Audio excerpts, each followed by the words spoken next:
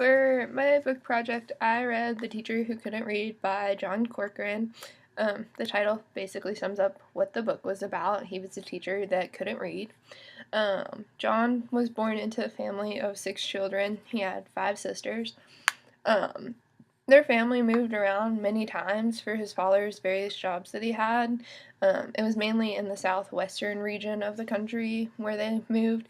Um, Sometimes he wasn't in classes long enough for teachers to notice that he couldn't read, and when he was there long enough, he just behaved really poorly, so the teachers put him in what he called it the dumb row, so that like he was just kind of like written off and like they just left him in the dumb row.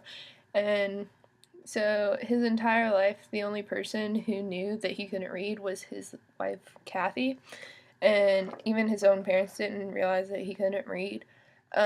Kathy thought he could read some, but she realized like he was trying to read a bedtime story to his daughter one night, and he couldn't read at all. And so Kathy was like, "Hey, you really can't read," and so that's kind of crazy. He led his life as a teacher and a businessman for almost 50 years without being able to read, and he developed skills to basically cheat every system that there was.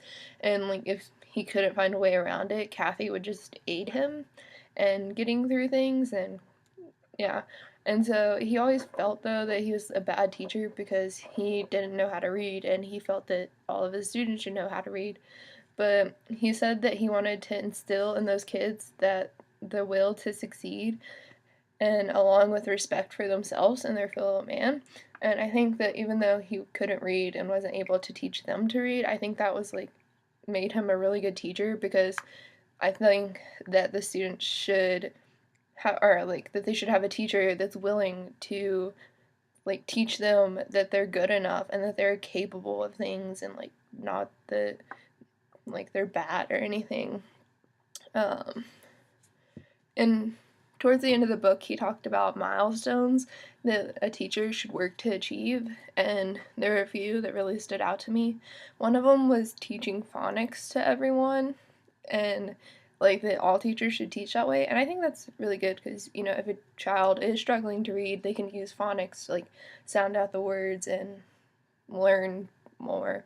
Um, Another one was eliminate labeling, and I think that's really important because just putting a label on a person, like, it can be really degrading to them and make them feel worthless. And in my opinion, no one should feel worthless. Like, you should feel really important. Or not, yeah, you should feel important. Um, and also, the other one was to require smaller classroom sizes. And I think that's good because it allows for like more interaction with the teacher, and the teacher would be able to tell like if there's like if a child's falling behind in their reading, like you can pick that up easier if you have more time to spend with each student.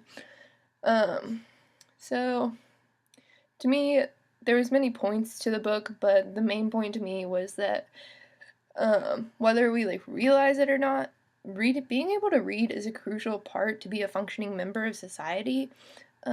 He references Wilbur Rideau, and he's an imprisoned man that became a writer.